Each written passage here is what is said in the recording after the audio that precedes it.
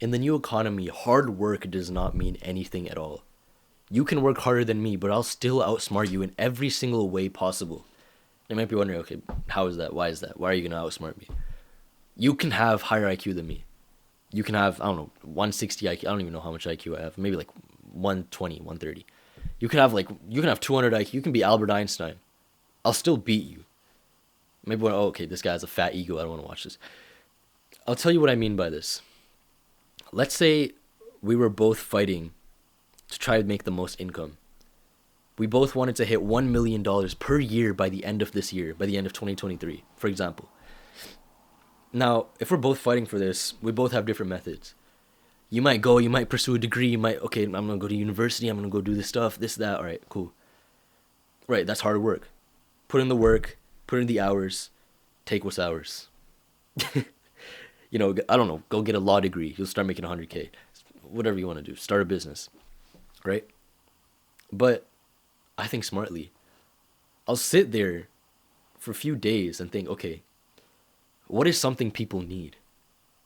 What is something people want to improve about themselves? Or some product that could help people that I struggle with? How can I beat this coffee shop in this corner? Okay, they have bad, I don't know, products. They have bad coffee. Their coffee sucks, right? Your coffee shop. You should be making good coffee. I'll go outsource my beans from Kenya, right? I'm thinking creatively. I'm thinking smart. He's thinking about something that people usually do all the time that requires hard work. I'm thinking of something that requires smart work.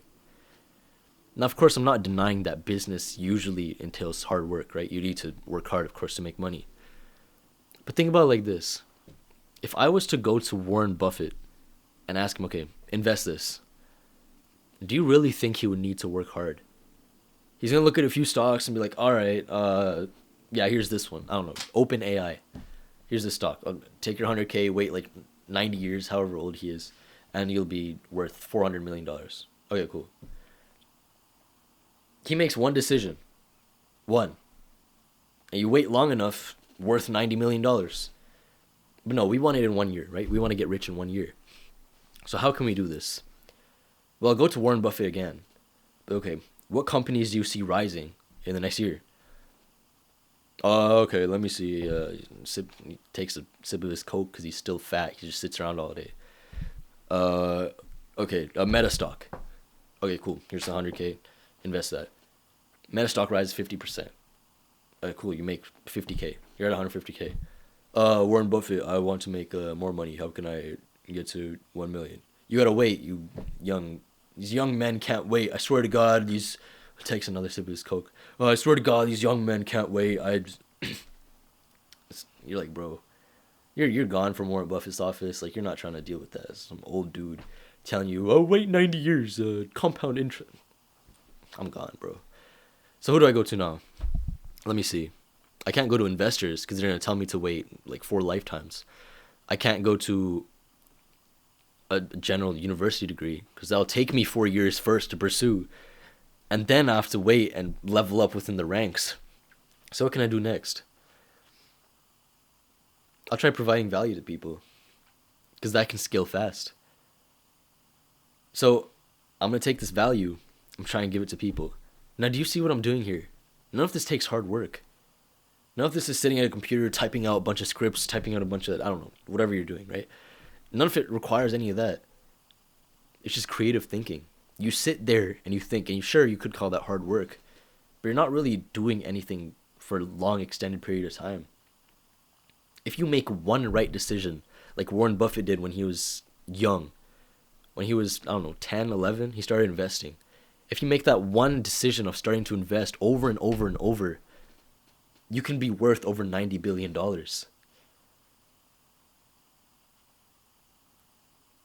And to this day, he still only makes 1 or 2 decisions per year. Per year, he makes 1 or 2 decisions for his business, for what he's going to do. And to this day, his business is one of the top performing ones in the entire world. He owns multiple companies, all of them you probably use right now. I think it was like Nestle, like literally this water, that's not Nestle, but literally water bottles, everything around you is owned by him. Oh shit. One decision. he is leveraging knowledge, and leverage is a huge thing in this area. The only way you can stop working hard is if you have the equation of wealth, right? And here's what the equation is. It's leverage times effort, which equals income, pretty much. Leverage times effort. Now, of course, this usually only works in businesses, right? If you're trying to provide value to people, leverage times effort. What do you know about that business? Here's an interesting story. There's this one guy who started, I knew him, right? He started a garbage company. Like, literally, it's the most boring job you can start. He started a garbage company. He's like, all right, I'm going to get these guys to pick up garbage and I'll send it to the government and all that stuff, right? So literally garbage dudes. Like, I don't know how much more I can explain it. So he got these people, he got trucks, okay, help the government pick up garbage. Okay, cool. He become really rich, right? Now, that's not the point. I don't know how you get rich off of garbage, but he got rich. He got all that money and he's like, okay, the government loves him. Here's some funding. So now he has his garbage business and he wants to sell it. Okay, I don't want to run a garbage business anymore. I'm trying to get married. Like, what am I going to tell my wife? Like, I run garbage. So he's trying to sell his business. But then he thinks about it. He's like, okay, so after he sold his business, right, he sold it for like $50-60 million, something like that. He sold it and he's like, all right, what can I do that seems valuable? That is something that my wife won't disapprove of. Now, he just literally went to another country. He started another garbage business. Might be wondering, okay, why did he do this? Why? You just said you want to get married, bro. Like, why you start another garbage business? And it's like, well, I already know about the garbage business. I know how to operate the trucks. I know what makes them go bad. I know where to supply them from. I know where to get my garbage people from. I know how everything works. I know how to get funding from the government for garbage. Why would I go into something new? I'd have to start all the way from the bottom, work up for 10 years. To be fair, he was already rich, right? Like, I don't know why you need to start another garbage business, but he just started it over again. Because he already knew what he was doing within that. That is leverage. That is knowledge. He had the knowledge specifically for how to run that garbage business. Why would he go into something different? And this is how you can kind of apply this to your own life. Because hard work is much less worth than that knowledge or the people you work with. So it's what you work on and the people you work with is much, much more important than the hard work you put in. Because once he started that business, it took him less than 1 year to get it rich again. Within that different country. I'm not going to tell you where, but it was somewhere outside of the United States. It's literally that one decision he made of going into the garbage business once again because he already knew what was going on in there. Like, okay, why don't I start it again? Now, there's a lot of different types of leverage. I only mentioned to you two, right? What you work on and who you work with. I didn't tell you like about who you work with, but generally that'll be like if I work with Warren Buffett, he knows everything about investing. Okay, invest this money for me. All right, you'll get rich in 90 years. Of course, I'm not trying to get rich in 90 years, but you get what I'm saying, right? Whoever you go to, whatever knowledge they have, generally they'll help you out with that stuff. What you work on also matters. Again, garbage business, right? If you work in the garbage business, again, you know exactly how it works. Okay, you don't even have to work that hard because you know what works. But what's the third one? Third one would be media and code. And this is what Naval Ravikant said. He's a really interesting guy. Code and media are one of the greatest leverages because it's permissionless. You don't need permission to kind of make your own code or make your own media. You can start making these videos right now.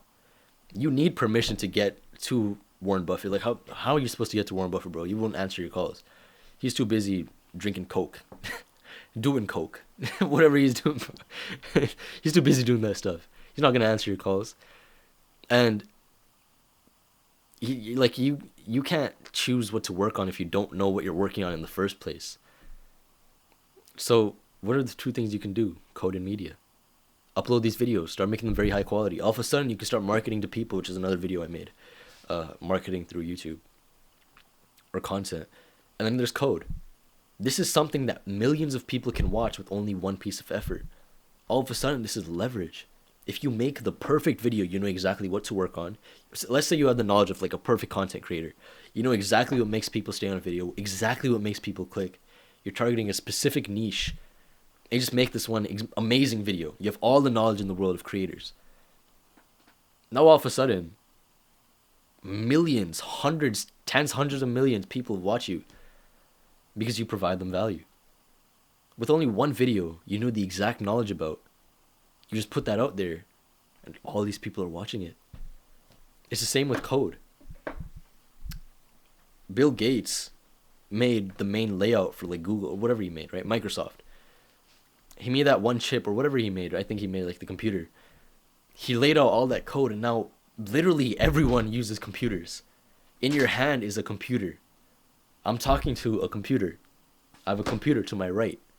This microphone is a computer. All these things were started by one man. And he used code as leverage. It's permissionless. No one's going to stop you from coding. No one's going to stop you from not coding. No one's going to stop you from making media. No one's going to stop you from not making media. You can go ahead and do whatever you want with these two things. But it's very hard to get a hold of certain people of high knowledge. And this is why some people offer mentoring. So if you were to go to, for example, a YouTube specialist, say someone who's been helping YouTube channels grow. But okay, here, pay me $200-$300. I'll help you out with your channel. Because what you're getting is their knowledge. You're getting their experience. This is how jobs work. You're paying for people's experience because they know what they're doing. So all of a sudden, what matters most now are those few things. And code and media are going to be the most valuable in the next few years. And especially now, you can see it happening. Most of the things we use today are either media or they're code. Most of the people who get rich now are media or code. Look at ChatGPT. So many people started using it because it's made from code. Oh, shoot. Look at the people who are getting rich off of social media. Mr. Beast was named the Forbes 30 under 30 top 1%, something like that. He was on the cover page, Mr. Beast. This guy gives millions of dollars to kids. And he was on the Forbes 30 for 30. And what you'll see is always going to be a fight between media and code. Those are going to be the people at the top, always.